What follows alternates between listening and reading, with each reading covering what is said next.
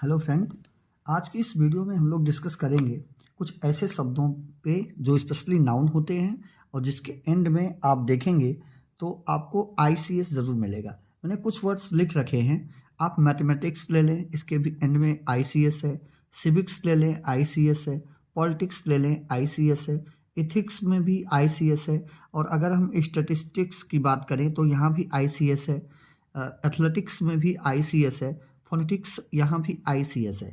ये जो नाउन्स हमें दिखते हैं जिसके एंड में ICS होता है, ये मैक्सिमम आपको सब्जेक्ट के रेफरेंस में मिलते हैं। और अगर इस तरीके के वर्ड्स आपको मिलें तो इनके साथ हमें हमेशा हमेशा सिंगुलर वर्ब का यूज़ करना होता है। यानी इनके साथ जो हम वर्ब यूज़ करेंगे वो वर्ब सिंगुलर यूज़ करेंगे। देखो यहाँ पे ये जो रूल होता है वो ये है कि कुछ ऐसे नाउन होते हैं जो प्लूरल वर्ब की फॉर्म में होते हैं, लेकिन होते वो सिंगुलर हैं। यानी मैथमेटिक्स में यस ज़रूर लगा है, लेकिन इन सब का जो यूज़ हम करते हैं वो सिंगुलर के रूप में करते हैं। इन सबों के साथ सिंगुलर वर्ब का यूज़ होता है। अब सवाल ये नहीं होता कि इनके साथ हम सिंगुलर वर्ब का यूज़ करते हैं। जो एग्ज़ाम में जो कंपटीशन में प्रश्न आते हैं वो प्रश्न इनसे संबंधित होते हैं जो इनके अपवाद होते हैं। पहले हम इनके कुछ एग्जाम्पल देखते हैं और वीडियो में अंत तक बने रहा करिएगा, तभी आप समझ पाएंगे कि इसका एक्सेप्शन क्या है और क्वेश्चन जो टफ होते हैं वो किस तरीके के बनते हैं। अभी मैंने लिखा मैथमेटिक्स, मैंने लिखा अभी मैथमेटिक्स। अब यहाँ पे है इज और फिर आपका है आर, और यहाँ पे लिखा अ गुड, अ गुड, और फिर मैंने लिखा यहाँ पे अ गुड सब्जेक्ट, इस तरीके से। तो अभी मैंने बताया कि अंत में ICS ज़रूर लगा है। और ऐसी कंडीशन में जब ये मैथमेटिक्स का मतलब अगर सिंपली आप यूँ समझें, इसका मतलब अगर गणित, यानी अगर इसकी मीनिंग हम निकाल रहे हैं एक विषय के रूप में, अगर हमने एक विषय के रूप में इसे कंसीडर किया तो इसके साथ आपको सिंगुलर वर्ब यानी आर के बजाय हम किसका यूज़ करेंगे, इसका यूज़ करेंगे। ये चीज़ दिमाग में रखना, यहाँ पे आर का यूज़ नहीं होता। यानी mathematics is, civics is, politics is, ethics is, statics is, athletics is, phonetics is, इस तरीके के यूजेस होते हैं। अब जो प्रश्न बनते हैं आपके एरर डिटेक्शन में वो क्या बनते हैं, ध्यान रखिएगा। इसमें जो अब बताने में चल रहा हूँ उसके लिए मैं जिन वर्ड्स को अंडरलाइन कर रहा हूँ वो वर्ड्स ज़्यादा इंपॉर्टेंट हैं। ज़्यादातर प्रश्न उन्हीं पे बनते हैं। मैथमेटिक्स को ले लीजिएगा, पॉलिटिक्स पे ले लीजिएगा, और स्टैटिस्टिक्स ये जो लिखा गया इसको आप ले लीजिएगा। ये तीन ऐसे वर्ड्स हैं जिनसे ज़्यादातर प्रश्न बनते हैं। अब कैसे प्रश्न बनते हैं, जैसे मैथमेटिक्स एक दो पे को मैं बता रहा हूँ। जैसे मैथमेटिक्स को आप ले लें, मैंने एक वर्ड लिया अभी मैथमेटिक्स। बहुत ध्यान से समझिएगा बच्चों, यहाँ पे एरर बच्चे कर देते हैं और उनको पता भी नहीं चलता कि उनसे गलती हो गई। मैथमेटिक्स ले लीजिए। एक वर्ड हम और आपको बताते हैं, एक वर्ड हमने और ले लिया पॉलिटिक्स, पॉलिटिक्स। अब ये दो ऐसी चीज़ें हैं, मैथमेटिक्स का अगर हम देखें तो मैथमेटिक्स का मतलब एक तो होता है गणित, यानी अगर इसकी मीनिंग गणित निकली तो ये आपका सिंगुलर होगा, हमेशा इसको ध्यान में रखिएगा।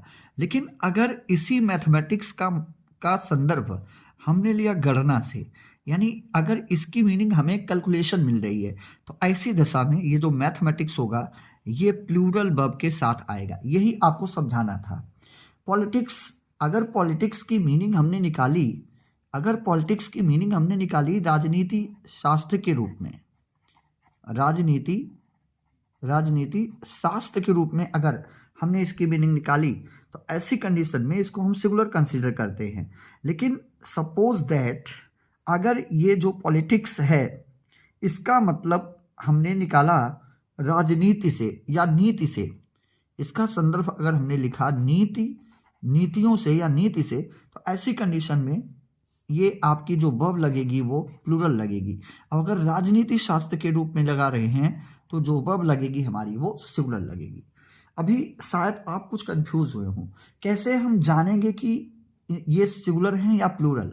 सिंपल सी चीज़ है, ये जितने ऊपर लिखे गए वर्ड्स हैं, जैसे एग्जाम्पल के लिए मैं बताता हूँ, अगर हमने केवल और केवल लिखा मैथमेटिक्स, मैथमेटिक्स, तो मैक्सिमम टाइम ये आपकी सिंगुलर होगी, मैक्सिमम टाइम ये आपकी सिंगुलर होगी, यानी इसके साथ हम सिंगुलर वर्ब का यूज़ करेंगे। लेकिन सपोज दैट अगर हमने इसके पहले लिख दिया द मैथमेटिक्स, बहुत ध्यान से समझिएगा बच्चों, बहुत इंपॉर्टेंट रूल है। The mathematics of Ram, the mathematics of Ram, या फिर हमने लिख दिया योर मैथमेटिक्स, हमने लिख दिया योर मैथमेटिक्स। अब अगर इस तरीके से हम चीज़ों को लिख रहे हैं तो यहाँ पर इसे सिंगुलर नहीं कंसीडर किया जाएगा, इसे प्लूरल कंसीडर किया जाएगा। यानी ये जितने वर्ड्स आपको ऊपर लिखे गए हैं, अगर उनके पहले आपको द मिल रहा है या उनके पहले कोई पॉजेसिव वर्ड मिल रहा है, तो ऐसी स्थिति में वो प्लूरल कंसीडर किए जाएंगे। The fact is this. खूब ध्यान से इसको समझ लीजिए। अब एक जो एग्जाम्पल हम देखते हैं, अभी हमने लिखा था mathematics is a good subject, थोड़ी देर पहले हमने लिखा था mathematics is a good subject. लेकिन अब एक और सेंटेंस देखो, अगर मैं लिखता हूं